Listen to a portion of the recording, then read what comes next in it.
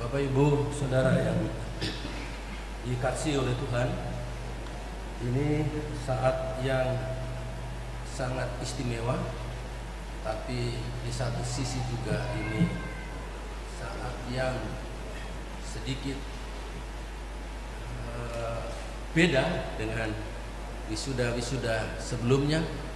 Kita harus mengikuti protokol kesehatan yang seperti ini. Beberapa memang membawa penderitaan sedikit ya. Saya mau langsung saja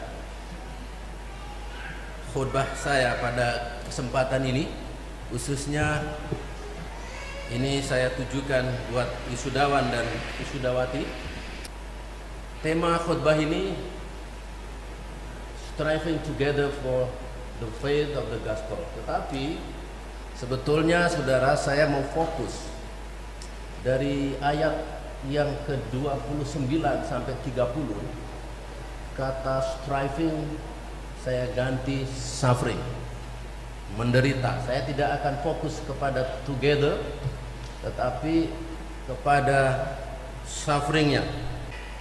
Filipi pasal yang pertama ayat 29 sampai dengan ayat yang ke-30. Saudara, Timothy Keller, penulis buku yang bestseller versi New York Times, menulis satu buku yang menarik, Walking with God Through Pain and Suffering.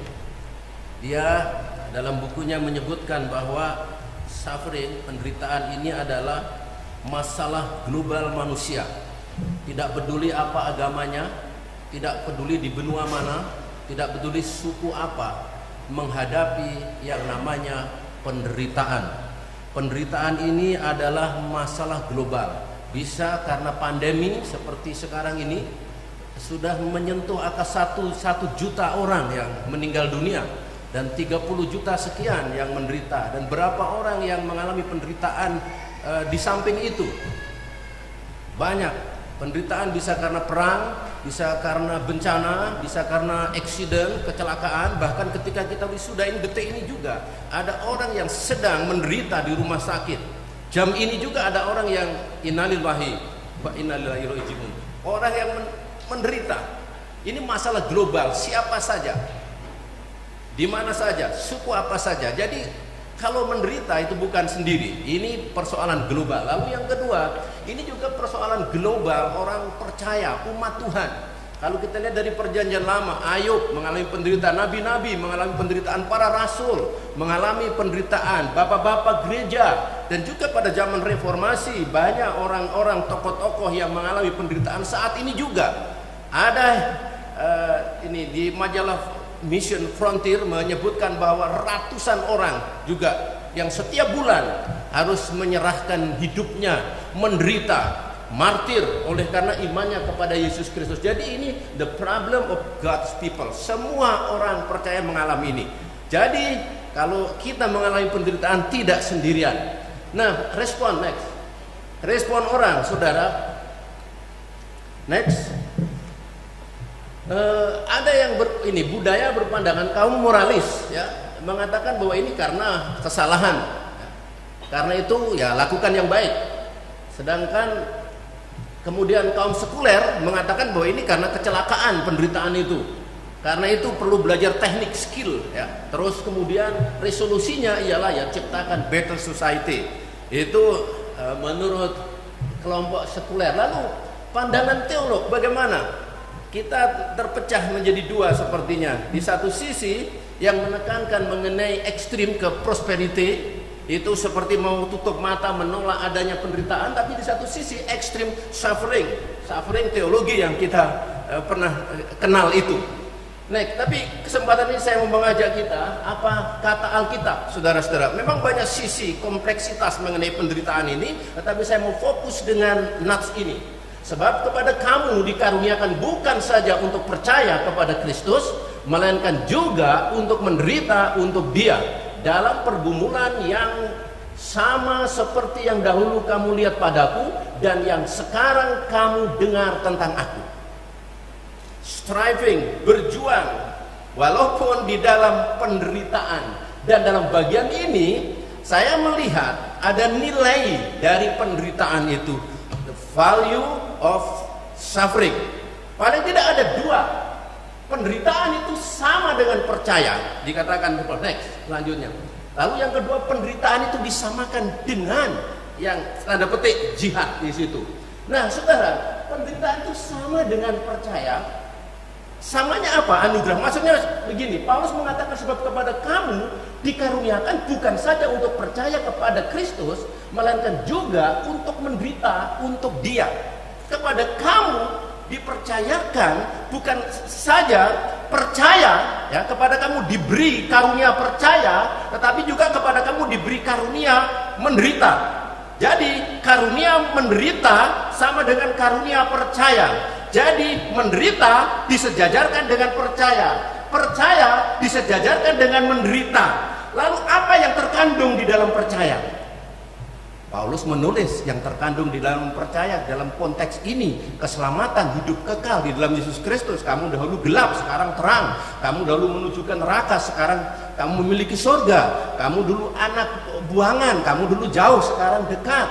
Dan yang terkandung di dalam percaya itu juga adalah Tuhan telah mengaruniakan segala berkat rohani di dalam surga. Yang terkandung di dalam percaya ini juga adalah kamu adalah ahli waris. Kamu adalah kepunyaan Tuhan.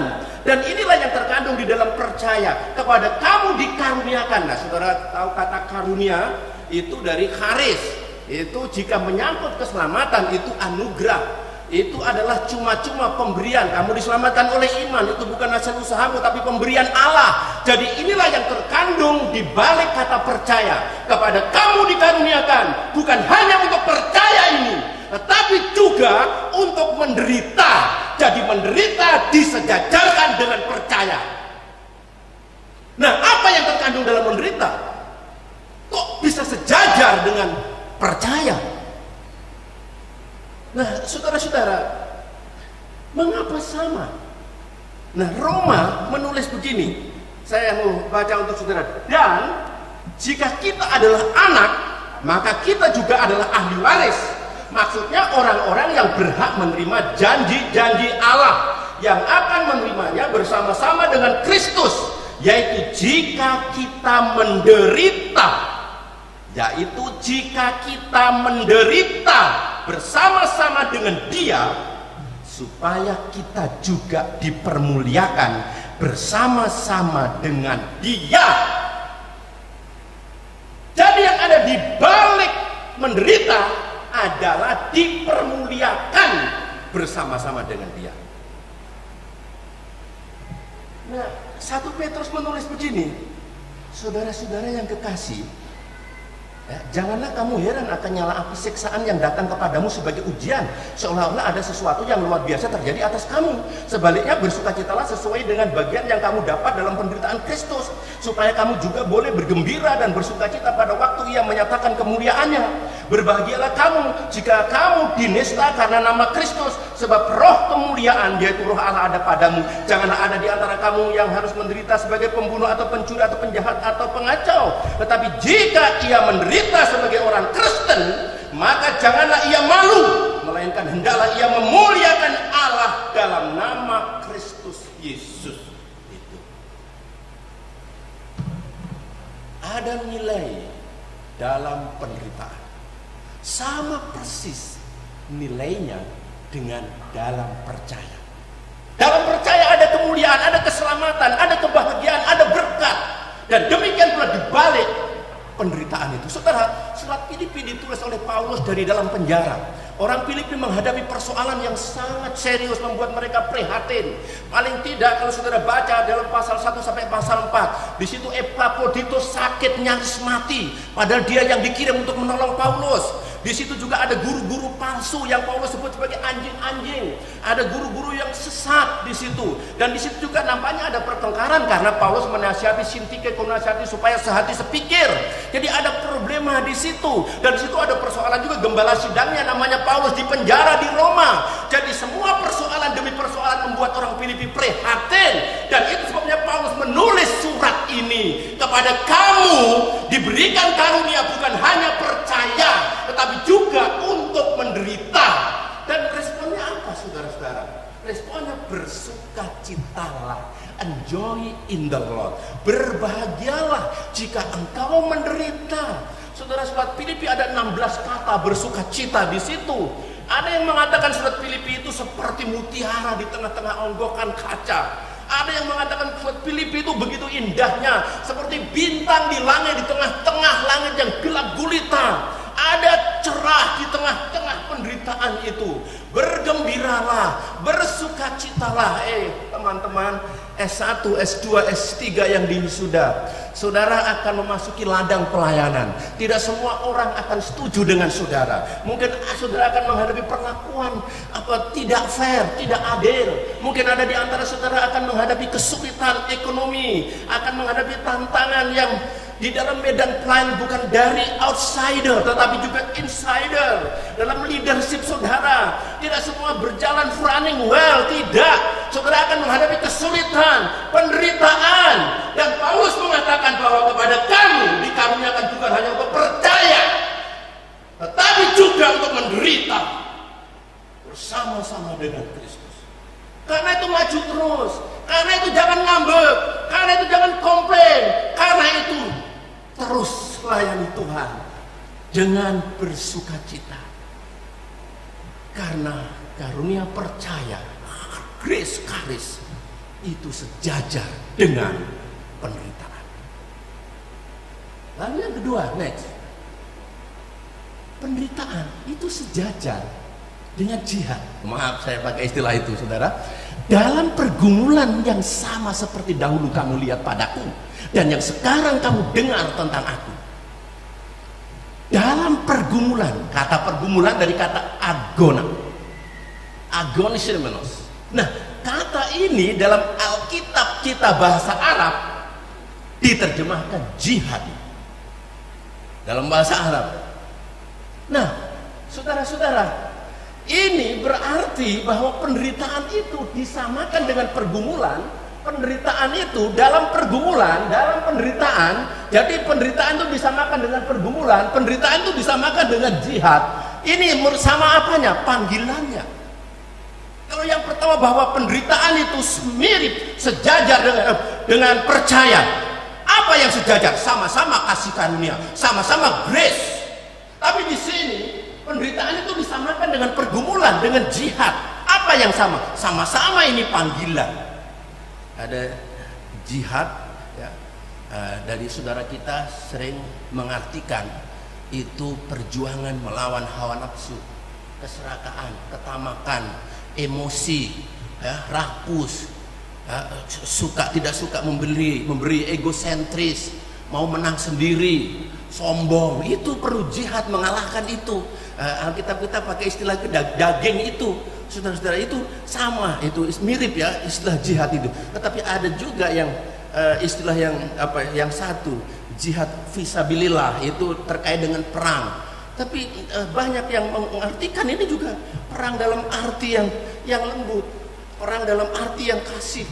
Saudara, tapi intinya baik apakah istilah jihad ini agona maupun jihad fisabilillah, semua punya pengertian.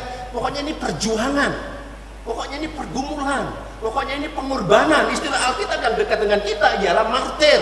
Kamu akan menjadi saksiku di Yerusalem, Samaria juga sampai ke ujung bumi. Kamu akan menjadi martirku. Kita tahu kata marturia itu istilah martir. Itu sejajar. Dan Alkitab juga barangkali yang mirip dengan itu seperti disimbolkan oleh Tuhan Yesus, yaitu kasihlah Tuhan Allahmu dengan segenap hatimu, dengan segenap kekuatanmu, dengan segenap hatimu, dengan segenap akal budimu. Ini semua segenap, full, tidak ada server, semuanya untuk perjuangan mengasihi Tuhan. Penderitaan sama dengan perjuangan jihad ini, panggilan Tuhan ini, saudara. Paulus, orang ini adalah alat pilihanku ketika Paulus dipanggil. Aku sendiri akan menunjukkan kepadanya betapa banyak penderitaan yang harus ia tanggung oleh karena namaku. Dan kepada jemaat Filipi, Paulus mengatakan, dalam pergumulan yang sama seperti dahulu kamu lihat padaku, dan yang sekarang kamu kamu dengar tentang aku. Saudara tahu surat ini ditulis 10 tahun setelah jemaat itu berdiri. 10 tahun kemudian Paulus menulis surat ini. Kepada kamu diberikan karunia bukan hanya untuk menderita, untuk percaya, tapi juga untuk menderita. Sama seperti yang dahulu kamu lihat padaku. Kamu lihat sendiri 10 tahun yang lalu bagaimana saya masuk Filipi. Waktu itu saya difitnah, saya dianggap pengacau, saya dianggap perusak, lalu saya dilaporkan ke penguasa dan saya ditangkap, saya dilucuti, saya dicemeti, saya diseksa, lalu dimasukkan ke dalam penjara, diikat, dipasung. Kamu lihat sendiri 10 tahun yang lalu saya menderita seperti itu. Dan seperti yang kamu dengar sekarang, saya menulis ini bukan dari tempat AC, saya menulis ini bukan dari hotel, saya menulis ini dari dalam penjara. Penderitaan sama dengan panggilan.